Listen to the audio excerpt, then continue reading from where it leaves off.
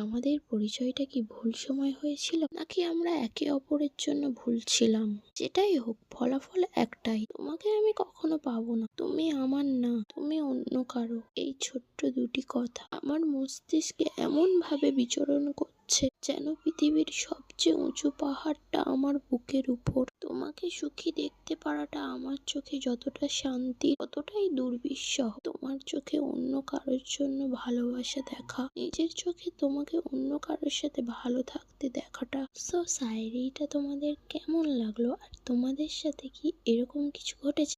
দেখো, 1 সপ্তাহ ধরে ভালো মতো ভিডিও দিতে পারছি না, কিন্তু এবার থেকে চেষ্টা করব যে প্রতিদিন একটা করে ভিডিও দেওয়ার।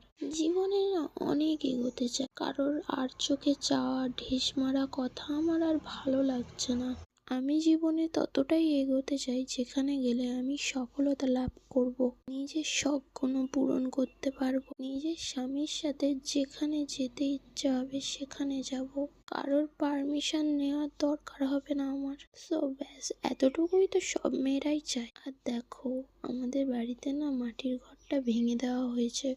ওই মাটিগুলো রাস্তাতে ফেলা হয়েছে, ওখানে ঢালাই পড়বে। বর্ষাকালে খুব সমস্যা হয় আমাদের, ওই জন্য করে মাটি ফেলা, যাতে ঢালাইটা তাড়াতাড়ি করে নেওয়া হয় বর্ষার আগে। আর এই দেখো, মা এই কিউট জবাটা এনেছিল, তোমাদেরকে বলেছি।